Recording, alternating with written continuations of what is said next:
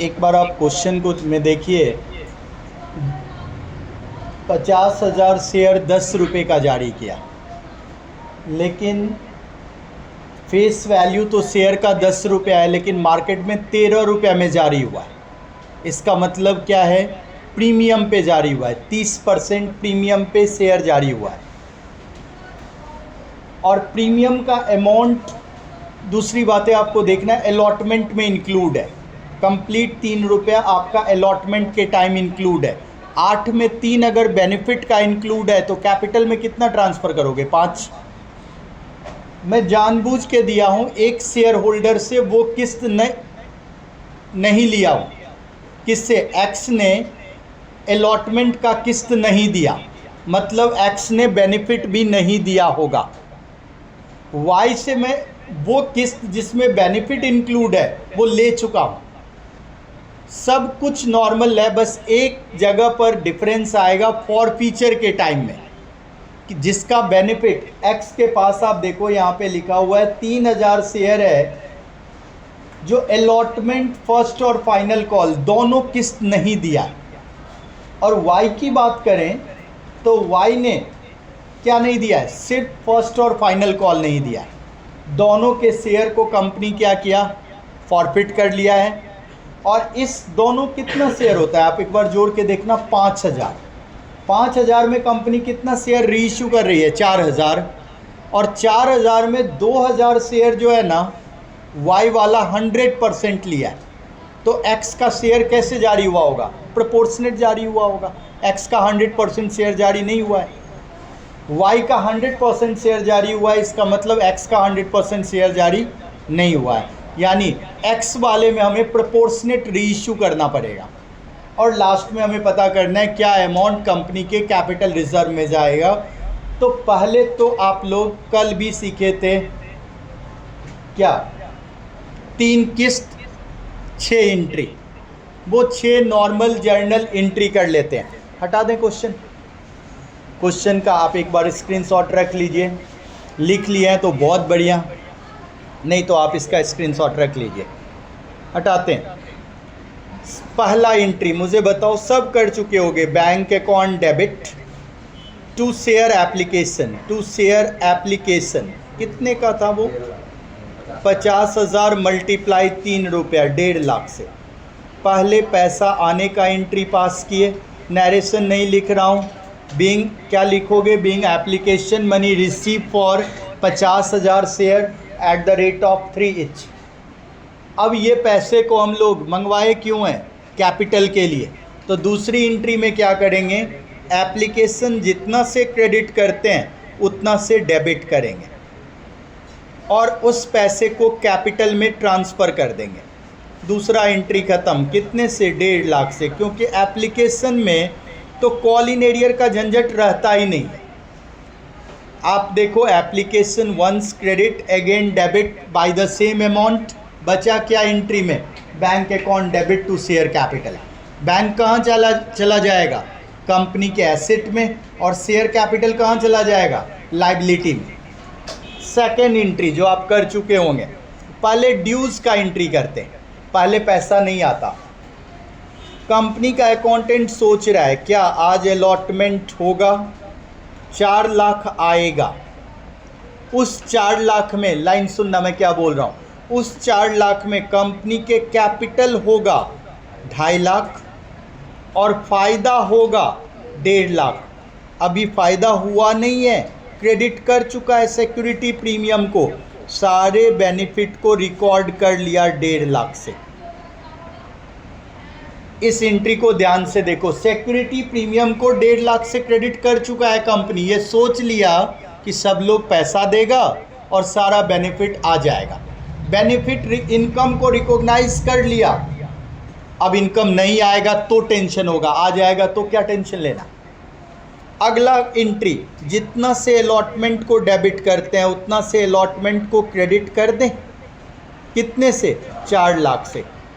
Bank account debit मुझे लगता है आप सब कर लिए होगे। एक कॉल इन एरियर भी होगा एक्स वाला शेयर का, 4,000 मल्टीप्लाई 8 रुपया, 32,000 अगर नहीं आएगा 4 लाख में तो आया कितना होगा?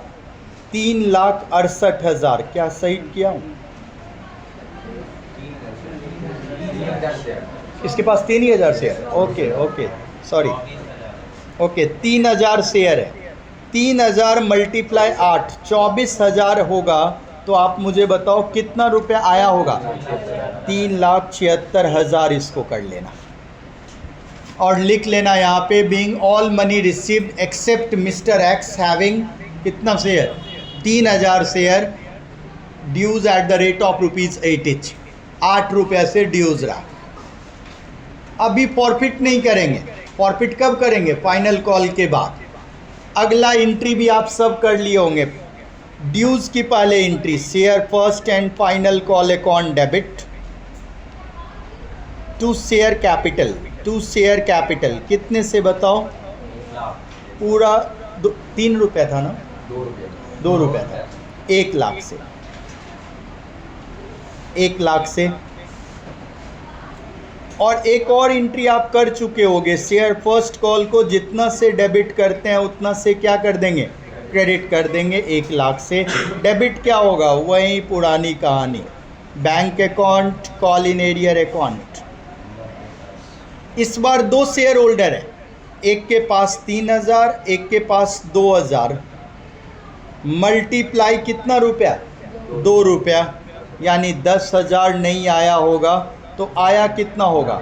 90,000। ये एंट्री भी आप सब कर चुके होंगे मेरे हिसाब से। किसी को दिक्कत इसमें? अब हम चलेंगे फॉरफिट करने, जहाँ पर कल बारिश होने लगी थी और थोड़ा आपको दिक्कत रह गया था। मैं एक्स का अलग फॉरफिट करूँगा और वाई का अलग फॉरफिट करूँगा। आने वाले टाइम में अगर आप जब करोगे ना, किताब में जब देखोगे तो कंबाइंड फॉरफिट किया हुआ है। मुझे आपको समझाना है इसलिए मैं अलग अलग कर रहा हूँ। एक बार देखना, एक्स का शेयर कैपिटल डेबिट करें और वाई का भी शेयर कैपिटल डेबिट करते हैं। 2 बार कर रहे हैं, शेयर कैपिटल को डेबिट कर रहे हैं। एक्स वाले में आप मुझे बताइए 3,000 मल्टीप्लाई 10, 30,000 से डेबिट कर देते हैं। और y वाले में 2,000 मल्टीप्लाई 10, 20,000 से डेबिट कर देते हैं। और अगर कंबाइंड करते ना तो क्या करते पता है? 50,000 से डेबिट करते। ध्यान से देखो, एक काम और कर लेते हैं। फॉर फ्यूचर में मुझे पता है शेयर कैपिटल डेबिट होता है और कॉल इन एरियर क्रेडिट होता है। तो मैं स्प्लिट कर लेता हूं एक बार कॉल इन एरियर को और क्रेडिट कर देता हूं। टू कॉल इन एरियर एक बार जोड़ते हैं और इसका कॉल इन एरियर अलग से निकालते हैं। एक बार आप मेरे साथ जोड़ना, ये 24,000 पूरा का पूरा एक्स का है। करेक्ट बोल रहा हूँ? बकाया एक्स का है। वाई उस टाइम पैसा दे दिया था। और 3,000 गुना 2, ये 6,000 रुपया एक्स का है। इतनी देर से मैं माइक ऑफ रखा हूँ। ऑनलाइन वाले बच्चे, आपने नहीं बताया मुझे कि माइक ऑफ है सर। आई कैन अंडरस्टैंड आप कितना ध्यान दे रहे हो पढ़ाई पे। Very good. माइक इतने देर से बंद था और जो ऑनलाइन में हो आपने ये नहीं बताया मुझे कि माइक ऑफ है। ऑन था माइक? आया था, पता नहीं अभी दब गया होगा। चलो चलो ठीक है ठीक है ठीक है, आप लोग सुन रहे हो 6,000 यहाँ पे एक्स का ड्यूज होगा। एकदम आराम से सीख के जाना। अभी मैं आपको दिखाऊंगा, सारा क्वेश्चन सॉल्व होगा कोई भी किताब से। इससे ज़्यादा कुछ है ही नहीं आपके सिलेबस में। 24,000 एक्स का वहाँ ड्यूज था, 6,000 यहाँ ड्यूज था। तो एक्स वाले में मैं 30,000 ड्यूज लिख दूँ। और y में कितना होगा सर? 4,000 होगा। चलेगा? अब मुझे कुछ एक्स्ट्रा काम करना है। अब आगे जब तक मेरा कंसेप्ट क्लियर नहीं होगा ना, तब तक हम कर ही नहीं सकते। यहां के बाद आपको सीखना है। यहां तक आपको आता है, यहां के बाद सीखना क्या है ये देखना। x ने वो इंस्टॉलमेंट जिसमें बेनिफिट इंक्लूड था वो नहीं दिया। कंपनी सिक्योरिटी प्रीमियम को क्रेडिट कर चुका है, बेनिफिट को रिकॉर्ड कर चुका है, लेकिन 3,000 शेयर पे वो बेनिफिट नहीं आया। आप बेनिफिट को क्रेडिट किए और नहीं मिला तो उस इनकम को राइट ऑफ करने की ज़रूरत पड़ेगी। लेकिन वाई के केस में आप देखो, कंपनी बेनिफिट रिकॉर्ड किया, किस्त आ गया, मतलब कंपनी को बेनिफिट मिल गया तो राइट ऑफ की ज़रूरत ही नहीं होगी। यानी एक्स वाले केस में बेनिफिट कंपनी को नहीं मिला, वाई वाले केस में कंपनी को बेनिफिट मिल चुका है। जब इनकम आप रिकॉग्नाइज कर लेंगे, AS 9 में बोलता है, तब तक वो इनकम को आप अगर मिल गया तो उस इनकम को राइट ऑफ करने की कोई ज़रूरत नहीं है। लेकिन अगर नहीं मिला, आप रिकॉर्ड कर लिए थे और मिला बाद में नहीं, तो उस इनकम को राइट ऑफ करना पड़ेगा। आप यहाँ पर आपके सामने एकदम क्लियर है, एक्स ने सर वो किस्त ही नहीं दिया जिसमें बेनिफिट इंक्लूड था। कंपनी तो सारे लोगों का बेनिफिट को क्रेडिट कर रखा है पहले ही, ड्यूज के टाइम में। एक्स ने वो इंस्टॉलमेंट दिया ही नहीं जिसमें बेनिफिट इंक्लूड था। अगर वो इंस्टॉलमेंट एक्स ने नहीं दिया, इसका सिंपल मतलब है कि एक्स ने बेनिफिट भी नहीं दिया होगा। लेकिन वाई वो किस्त जिसमें बेनिफिट इंक्लूड था वो किस्त दे चुका है, मतलब कंपनी को वाई के शेयर का बेनिफिट मिल चुका, क्रेडिट किया, मिल गया, डेबिट करने की कोई रिक्वायरमेंट नहीं। इसलिए हम एक्स वाले में यहाँ पे देखना, मैं सिक्योरिटी प्रीमियम को डेबिट करेंगे, लेकिन वाई वाले में सिक्योरिटी प्रीमियम को डेबिट नहीं करेंगे। कितने से करेंगे? वही 3,000 मल्टीप्लाई 3 रुपया 9,000 से करेंगे। वाई में हम डेबिट नहीं करेंगे, क्यों? क्योंकि कंपनी को मिल चुका है बेनिफिट। इसका मतलब जब हम क्वेश्चन सॉल्व करेंगे बुक से, तो मुझे देखना है क्या वो इंस्टॉलमेंट जिसमें बेनिफिट इंक्लूड है, जिस भी किस्त के साथ, वो किस्त अगर कंपनी को मिल चुका है तो सिक्योरिटी प्रीमियम डेबिट करने की रिक्वायरमेंट नहीं है। और अगर वो इंस्टॉलमेंट कंपनी को नहीं मिला, मतलब आपको एजम्पशन लेना पड़ेगा कि ड्यूज के टाइम में कंपनी उसे रिकॉर्ड क्रेडिट में कर चुका होगा, और नहीं मिला तो उस इनकम को राइट ऑफ करने की जरूरत पड़ेगी। और राइट ऑफ करने के लिए हमें क्या करना पड़ेगा? डेबिट करना पड़ेगा। अब हम लोग यहाँ पर शेयर फॉरफीचर में ट्रांसफ़र कर लेते हैं। बताओ कितना? 9,000। और इसका शेयर फॉरफीचर कितना हो जाएगा? 16,000। पहला काम खत्म। जिनको नहीं समझ में आया वो डिस्कस कर सकते हो। सर वाई वाले में आपने सिक्योरिटी प्रीमियम को क्यों नहीं डेबिट किया? सिंपल लाइन बोल रहा हूं, ध्यान से सुनना, क्योंकि कंपनी को बेनिफिट मिल चुका, कंपनी रिकॉर्ड किया, मिल गया, तो डेबिट करने की जरूरत नहीं थी। लेकिन एक्स वाले में कंपनी रिकॉर्ड तो किया, लेकिन वो किस्त जिसमें बेनिफिट इंक्लूड था वो किस्त मिला ही नहीं। तो क्या बेनिफिट मिला होगा? नहीं मिला होगा। आप क्रेडिट किए थे प्रीमियम को, सिक्योरिटी प्रीमियम को, बेनिफिट को, मिला ही नहीं, तो राइट ऑफ करना पड़ेगा। और जब आप राइट ऑफ करेंगे तो क्या करेंगे? डेबिट करेंगे। That's why debited. In case of x security premium debit करना पड़ेगा, और वाई के केस में सिक्योरिटी प्रीमियम को डेबिट करने की कोई ज़रूरत नहीं है।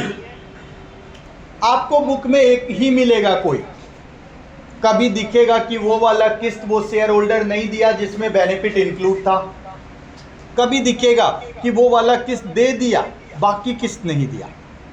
अगर दे दिया तो फॉरफीचर के टाइम में सिक्योरिटी प्रीमियम को डेबिट मत करना, नहीं दिया तो आपको सिक्योरिटी प्रीमियम को डेबिट फॉरफीचर के टाइम में करना पड़ेगा। दैट्स ऑल, इससे ज़्यादा कुछ नहीं है। क्या ये लाइन लिखवाऊं या समझ रहे हो?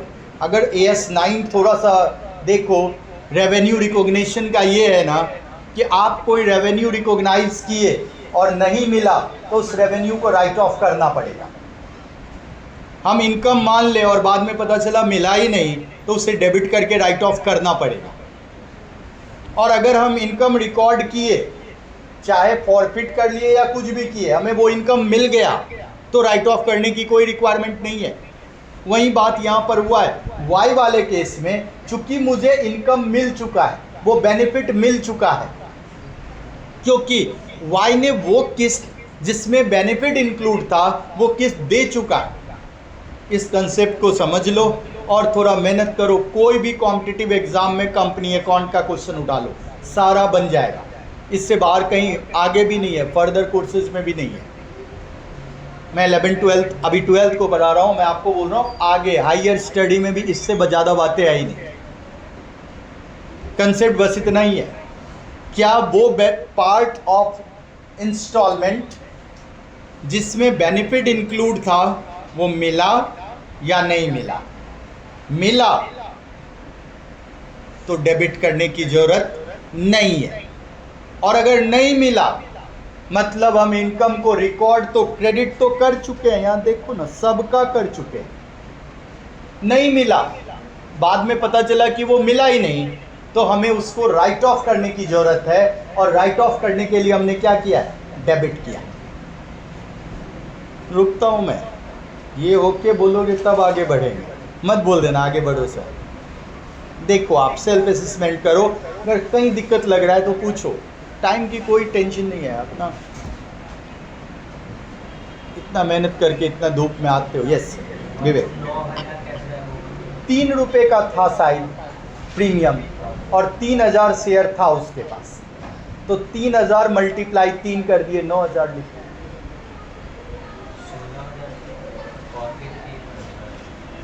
उधर वाला में सोचो ना आप, सिर्फ अंतिम वाला किस्त नहीं दिया तो बाकी सब तो दे ही दिया होगा ना। अंतिम वाला किस्त कितने का था? 4000 का। 20000 में 4000 अगर नहीं दिया है तो दिया कितना? 16000। बढ़िया। चलिए रीइश्यू करने चलते हैं। रीइश्यू में तो आपको पता है कि शेयर कैपिटल क्रेडिट होता है। कितने से करोगे? कितना शेयर? 4000 ना, 40000 से। इसमें कोई अभी क्वेश्चन पढ़ने की जरूरत नहीं थी। 4000 शेयर रीइश्यू हो रहा है, फाइनल कॉल के बाद हो रहा है, तो 40000 से क्रेडिट कर देंगे। एक और बात में क्वेश्चन की बहुत ज़्यादा ज़रूरत नहीं है। बैंक अकाउंट डेबिट कितने में बेचे हो? 36000 में। मतलब लॉस हुआ है, शेयर फॉरफीचर डेबिट हुआ, ये निकाल लेते हैं 4000। इसमें कोई क्वेश्चन पढ़ने की। अब जो काम करेंगे, कितना कैपिटल रिजर्व में जाएगा, वो एग्जाम में करने के लिए आपको एक वर्किंग की जरूरत पड़ेगी। 4000 का लॉस है, ये तो क्लियर दिख रहा है। अब क्या करना, दोनों शेयर होल्डर का बात यहां पर इस तरह से वर्किंग कर लेना। 2 लोग हैं, एक एक्स है एक वाई है। वाई के पास शेयर है 2000 और एक्स के पास शेयर है 3000। इसी तरह से आप करना। एक्स से रिलेटेड फ़ायदा है 16000 और वाई से रिलेटेड फ़ायदा है 9000। हिसाब देखना कितना क्लियर है। एक्स का पूरा शेयर ले रहे हो, मतलब पूरा 16000 का फ़ायदा कंसीडर करें। क्यों 16000 किए देखना। आप एक बात बताओ, 4000 शेयर में वाई का 100% शेयर ले रहे हो, तो वाई का 100% बेनिफिट आ जाएगा। आप मुझे बताओ, अगर y का 2000 शेयर ले लिए तो x का कितना शेयर आपको यूज करना पड़ेगा? 2000 शेयर। अब मुझे बताओ 3000 शेयर पे 9000 का फायदा, तो एक शेयर पे कितने का फायदा? 3 रुपए का फायदा। तो 2000 शेयर पे कितने का फायदा? 6000 का फायदा। ये बात आपको पता चला। सर जितना प्रोपोर्शनेट शेयर y का हम ले रहे हैं रीइश्यू में, उससे रिलेटेड जो बेनिफिट है वो 6000 रुपए का है। क्योंकि आप देखो अब 5,000 शेयर री इशू नहीं कर रहे हो। अगर 5,000 पूरा का पूरा री इशू करते तो पूरा 16, 9, 25,000 का प्रॉफिट हम कंसीडर करते। आपको क्वेश्चन के लास्ट वाले पॉइंट में एक और कैलकुलेशन दे दिया कि टोटल 4,000 शेयर री इशू कर रहे हैं और वो भी बोल रहा है कि वाई का 100% शेयर री इशू कर रहे हैं, तो प्रोपोर्शनेट री इशू किसका शेयर होगा? एक्स का। वाई का जब आप 100% शेयर री इशू कर रहे हैं तो वाई का 100% आप बेनिफिट 16,000 लेंगे, लेकिन एक्स का आप प्रोपोर्शनेट री इशू कर रहे हैं। टोटल 4,000 करना है, वाई का 2,000 कर लिए तो एक्स का कितना होगा? 2,000 शेयर। एक्स का सीन क्या है? 3,000 पे 9,000 का फायदा, तो एक शेयर पे 3 रुपए का फायदा, तो 2,000 शेयर पे कितना फायदा?